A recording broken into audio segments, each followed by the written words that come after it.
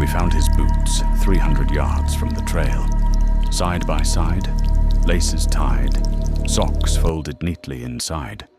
Like he had stopped in the middle of the forest, carefully removed them, and walked away barefoot into the worst terrain in the southern Appalachians. The search dog followed his scent to those boots and then sat down and refused to move. She didn't eat for 2 days after that. Her handler retired her 6 months later. The man who wore those boots was a 58-year-old retired school teacher named Dennis Rourke. He had hiked that trail a dozen times. He was carrying water, food, a whistle, a first aid kit, and a fully charged cell phone. The weather that day was 54 degrees and clear. Perfect conditions. There was no reason for this man not to come home, but he didn't come home.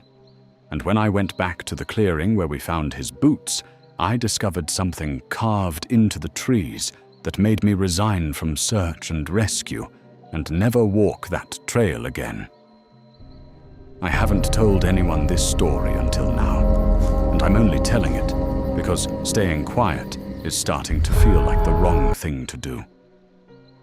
My name doesn't matter. What matters is that for 4 years I was a volunteer with a search and rescue team operating out of the Pisgah National Forest in western North Carolina. If you've never been to Pisgah, it's roughly 500,000 acres of some of the densest and most rugged wilderness on the entire East Coast. The southern Appalachians, old mountains, older than the Rockies, older than the Alps, the kind that have been standing longer than almost anything else on this continent. The canopy gets so thick in places that GPS units lose signal under the trees. Compasses behave oddly near certain rock formations that the geologists can't fully explain. And then there are the hollows, the deep, narrow valleys between the ridges where the terrain drops sharply and the vegetation closes in overhead like a tunnel. Sound doesn't carry right in the hollows. You can be 200 yards from another person and not hear them scream. I know that for a fact because we tested it during a training exercise once. 200 yards, full volume. Nothing. I joined SAR when I was 24. I was an EMT at the time. I liked hiking, and I wanted something that felt meaningful on my days off. The first couple of years were more or less what you'd expect. Lost hikers who had wandered off a marked trail. Injured runners with rolled ankles. A few elderly people who had walked away from campgrounds and gotten confused. Once we found a 12-year-old kid who had separated from his Boy Scout troop. He was sitting on a rock eating a granola bar like he was waiting for a bus. Those were the good calls. The ones that end with a handshake and a wave and everybody goes home safe. I lived for those calls. They made the hard ones bearable. And there were hard ones. Calls where you search for 3 days and find nothing. Calls where you find something and wish you hadn't. But the call I'm about to tell you about was different from all of them. Because the hard calls at least have endings. This one doesn't. As far as I know, it's still going. On October 14th of 2023, my pager went off at 6:45 in the morning. Missing hiker, male, 58. Name was Dennis Rourke, retired 8th grade history teacher out of Asheville. His wife had called the ranger station the previous night at around 9 p.m. after he failed to come home from a solo day hike on the Art Loeb Trail. His car was still sitting in the trailhead lot. A gray Subaru Outback with a faded Appalachian Trail sticker on the bumper and a pair of reading glasses sitting on the dashboard. He had signed the trail register at 8:22 that morning and written his planned route in neat, careful handwriting. The kind of handwriting a teacher has. Legible, deliberate, a simple out and back. 8 miles total on a trail he had done at least a dozen times over the past several years. His wife told us later that he had been looking forward to this particular hike all week. It was his favorite trail during his favorite season. He packed his lunch the night before, and set his alarm for 6 so he could get to the trailhead before the morning crowd. That's the kind of person Dennis Rourke was. Thoughtful, methodical, the kind of man who still found genuine joy in a quiet walk through the woods at 58 years old. The kind of man who does everything right and still doesn't come home. He was carrying a day pack with water, a sandwich, a basic first aid kit, an emergency whistle, and a cell phone that had a full charge when he left. The weather that day had been clear skies, mid-50s, no rain, no fog, no wind. Textbook hiking conditions. Everything about this man's preparation and experience said he should have walked out of those woods at 5 o'clock, driven home, kissed his wife, and had dinner. He didn't. Our team assembled at the trailhead by 7:30. 12 volunteers, the SAR coordinator, and a K9 unit with a handler named Briggs, and a Belgian Malinois named Sable, who had been working searches for 9 years. Sable was one of the best trailing dogs in the region.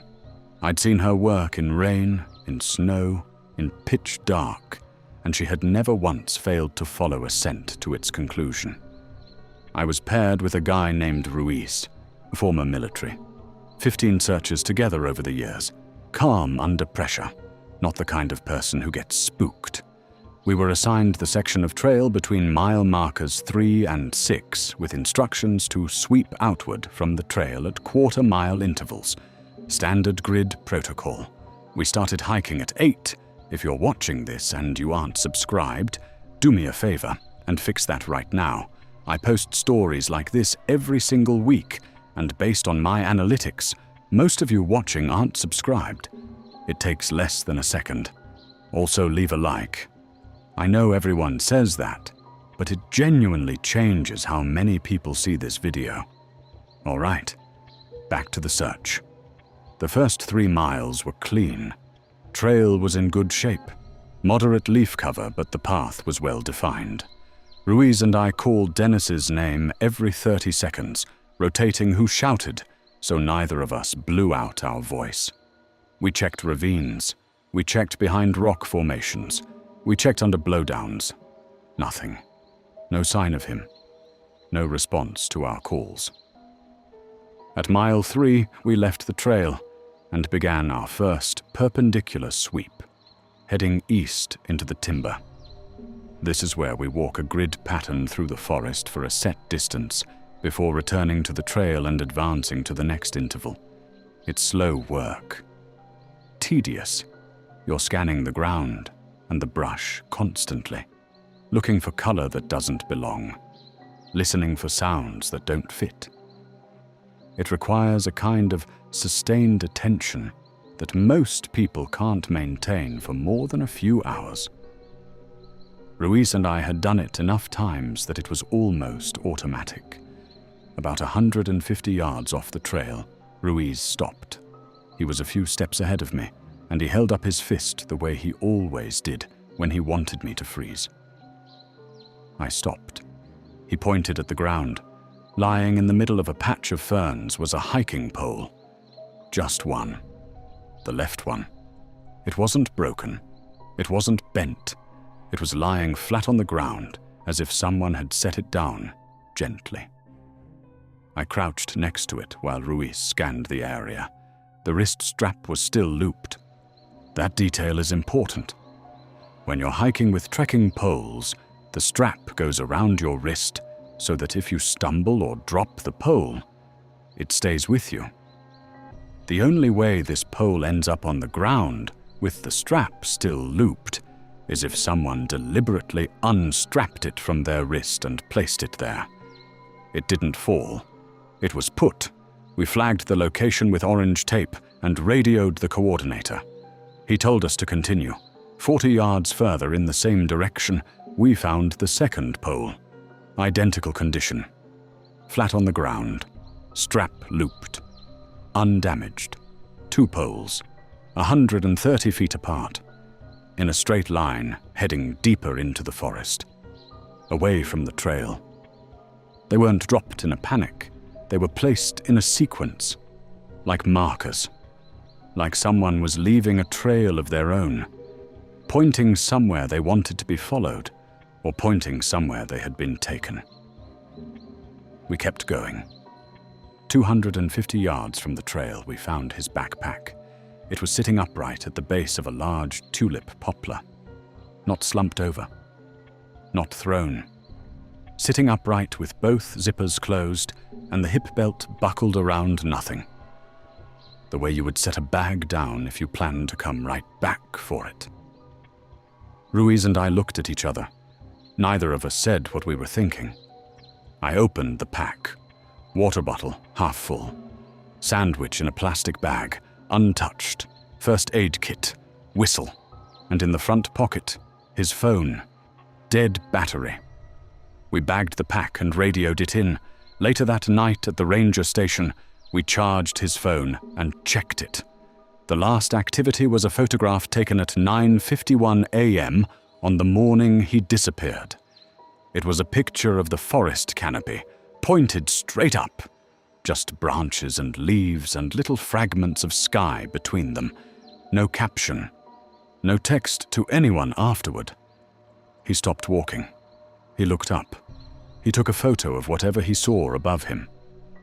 And then nothing. I've stared at that photo more times than I should. I've zoomed in on every dark space between the branches.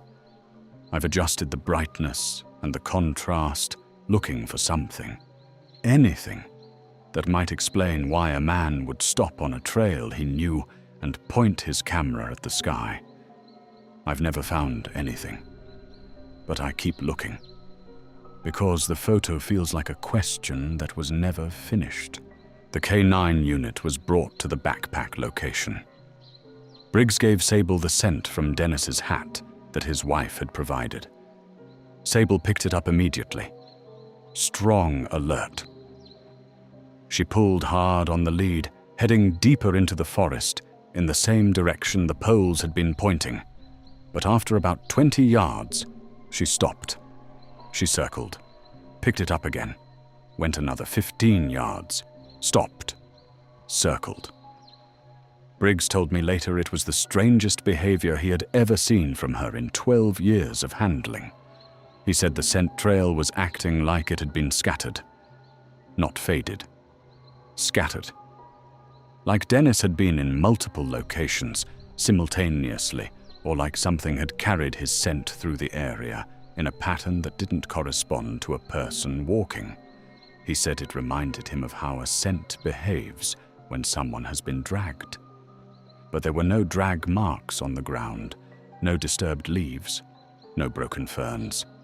Whatever moved through that forest carrying Dennis Rourke's scent did so without touching the ground. At roughly 300 yards from the backpack, Sable alerted hard near a dense stand of rhododendron. If you've never dealt with Appalachian rhododendron, imagine a wall of twisted woody branches so thick you have to get on your hands and knees to push through. We crawled in, and in the center of the thicket, we found a small clearing, maybe 10 feet across, perfectly circular. The ground was bare, no leaves, no pine needles, no moss, just dirt. Bare, smooth, packed dirt in a perfect circle surrounded by the densest vegetation in the hollow, the kind of clearing that doesn't happen naturally. The forest floor in Pisgah is covered in organic matter year-round. Leaves, needles, decomposing bark, fungal growth.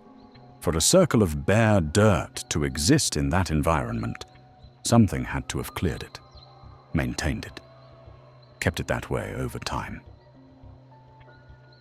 In the center of that circle were Dennis Rourke's hiking boots, side by side, laces tied, socks folded and placed neatly inside the left boot. The placement was precise, deliberate.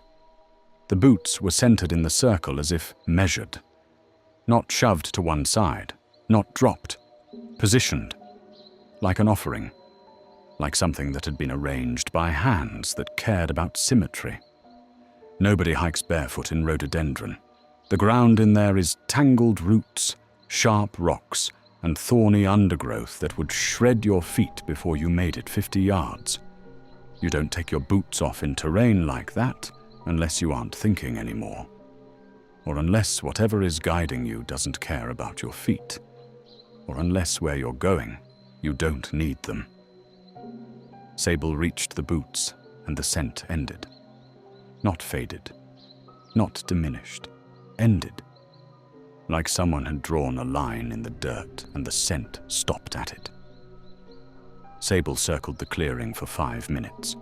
Then she sat down in the middle of it, next to the boots, and refused to move. Briggs tried to lead her out. She wouldn't budge. He had to physically carry her. 55 pounds of search dog limp in his arms, like she had given up on something fundamental. He told me 2 weeks later that Sable didn't eat for 2 days after the search. She wouldn't go near the tree line behind his property. She would sit at the back door and stare at the woods and whine. She had been the steadiest search dog he had ever worked with, and something in that clearing broke her. He retired her the following spring. She lives in his house now. She doesn't go outside after dark. We searched for 3 more days. Helicopters with thermal imaging. 2 additional K9 units brought in from neighboring counties. We swept every drainage, every ridge, every hollow within a 2-mile radius of those boots. We found nothing. No footprints leading away from the clearing. No clothing. No blood. No hair caught on branches. No disturbed ground. Dennis Rourke removed his boots in a circle of bare dirt hidden inside a wall of rhododendron, and then he stopped existing. That's not my interpretation. That's what the evidence shows. Or rather, what the evidence doesn't show. Because the absence is the point. There is no trail after the boots. There is no Dennis after the boots. There is just the forest, and the silence, and the space where a man used to be. On the second day of the extended search, I went back to the clearing alone. I know that violates protocol. You never search alone. But I couldn't stay away from it. Something about that place was pulling me back, the way a bruise makes you press on it even though it hurts. I needed to stand in that circle again and try to understand. When I got there, the clearing looked the same. Bare dirt, boot impressions from our team still visible. But there was something new. On the trunk of a hemlock tree at the edge of the clearing, about 5 feet off the ground, there were marks, scratches, deep parallel lines carved into the bark. 5 of them, evenly spaced, vertical, running about 14 inches from top to bottom. They had not been there the day before. I am absolutely certain of that, because I had walked within 3 feet of that tree, and I would have seen them. I'm trained to notice disturbances in the environment. That's the entire job. I touched the marks. The wood underneath was damp, fresh. Whatever made them had done it within hours. I looked at the trees around the clearing. 3 more had the same marks, all on the side of the trunk facing the center of the clearing, all at the same height, all 5 lines. I stood in the middle of the circle and turned in a slow 360. Every marked tree was facing me. Whatever had carved those lines had stood at each tree and scratched while looking inward. At the boots, at the clearing, at whatever happens in that place when no one is watching. Or at whatever is there right now, while everyone is watching, and nobody can see it. These weren't bear marks. I've seen hundreds of bear marks on trees. Bears leave irregular gouges. They rake with curved claws at different depths. These were straight, even, parallel. The spacing between the lines was consistent, except for one detail that I didn't notice until I looked at the photos later that night. The gap between the first and second line was slightly wider than the gaps between the others, about the distance between a thumb and an index finger. The marks didn't look like they were made by claws. They looked like they were made by a hand with 5 fingers pressed hard against the bark and drawn downward with slow, deliberate, even pressure. I left the clearing. I walked back to the trail faster than I've moved in years. I didn't tell anyone on the team. I didn't tell the coordinator. I didn't tell Ruiz. I took photos. I still have them.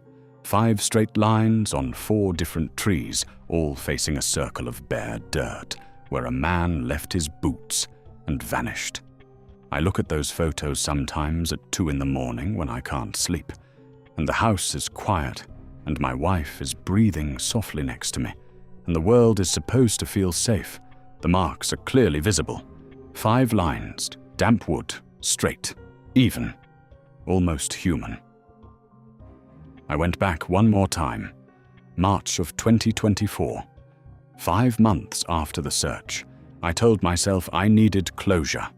I told myself I was just going to look, and then I would be done with it forever. The clearing was still there, bare dirt, same diameter. The boot impressions had been rained away by then, but the circle itself remained. The rhododendron around it hadn't grown inward. Nothing had reclaimed that dirt. It was as if the forest was refusing to touch it. But the marks on the trees were gone, every single one. The bark had grown over them, smooth, clean, no scarring, no sign that anything had ever been carved there. Hemlock bark does not regenerate in 5 months. It takes years, sometimes a decade. Anyone who has spent time around trees in the Appalachians knows that. A deep scratch in a hemlock trunk is visible for seasons. These had been erased. Whatever made them had also unmade them, or the forest had absorbed them back into itself like a body absorbing a wound that was never supposed to be seen. I stood in that clearing in the cold March air, and I felt something I had never felt before in 20 years of walking these mountains. I felt observed, not by an animal, not by a person, by the place itself, by the hollow and the trees and the dirt under my feet, and the silence that was louder than any silence I had ever stood inside. It felt like the forest had turned its attention toward me, and was holding its breath, waiting to see what I would do, waiting to see if I would stay. I didn't stay. I walked out. I drove home. I never went back. Dennis Rourke was never found. His case is still technically open, but nobody is actively searching. The official classification is missing, presumed dead due to exposure. That's the language they use when there's no body and no explanation, and the file needs to move to the next desk. Exposure. Like the mountain just swallowed him, and that's supposed to be enough for the people who loved him. His wife, Karen, held a memorial service in January. I went. I stood in the back row of a church in Asheville, and I listened to people talk about what a good man he was, how he volunteered at the food bank every Thanksgiving, how he coached middle school soccer for 15 years, even after he retired from teaching, how he made the best chili in their neighborhood and always brought too much to the block party, how he still wrote letters by hand because he thought emails were impersonal, a man who loved the mountains and went for a walk on a perfect October morning and never came back. I stood in that church, and I didn't speak to anyone because I didn't know what I would say. I'm sorry for your loss. We did everything we could. Those are the words you're supposed to offer. But all I could think about was the circle, the boots, the 5 lines on the trees, and the fact that I found something that might matter, and I never reported it because I didn't know how to explain it without sounding like I had lost my mind. I resigned from SAR 3 months later. I told the coordinator I was burned out. He nodded. He didn't push. Volunteers leave all the time. The emotional toll of the work is real and nobody holds it against you. But the truth is, I wasn't burned out. I was afraid. Not of the work, not of the long hikes or the hard calls or the bodies we sometimes find too late. I was afraid of what I now understood was living in those mountains. Something that doesn't leave footprints. Something that makes a man remove his shoes and fold his socks and walk barefoot into rhododendron thicket that would shred human flesh in 50 yards. Something that carves 5 precise lines into hemlock bark with a hand that might not be a hand. Something that erases its own marks when it's done. Something that has been doing this quietly and patiently in the hollows of the oldest mountains in North America for longer than anyone has been keeping records. I still have Dennis's last photo on my phone. The canopy, the branches, the fragments of sky between the leaves. I zoom in sometimes. I stare at the dark spaces where the branches overlap and the light doesn't reach. I wonder what he saw up there in the seconds before he put his phone away and started walking off the trail. I wonder if something was looking back down at him. I wonder if that's the moment he stopped being Dennis Rourke and became part of whatever happens in that clearing. And I wonder how many other clearings there are in those mountains, hidden in the rhododendron, away from the marked trails, bare circles of dirt where the leaves don't fall and the dogs won't go, and in the center of each one a pair of boots, side by side, laces tied, socks folded inside, left behind by someone who was told they wouldn't need them where they were going. My wife asks me sometimes why I don't hike anymore. I tell her I got bored with it. She doesn't believe me. She was married to a man who spent every free weekend on a trail for 10 years. And now he won't even walk the dog past the tree line at the edge of our property. She knows something changed. She just doesn't know what. And I can't tell her. Because what would I say? That the forest took someone, that it left evidence, that it cleaned up after itself, that it's patient and deliberate and intelligent in a way that has nothing to do with anything I was taught to look for in 4 years of search and rescue, that I'm not afraid of getting lost in the woods. I'm afraid of being found by whatever found Dennis. I drive past the Art Loeb trailhead sometimes, not on purpose. The road just takes me near it, and I slow down and I look at the parking lot and the tree line beyond it. Last time I drove past, there were 3 cars in the lot. 3 families or 3 hikers or 3 people who had no idea what lives in the hollows passed mile 3. I thought about stopping.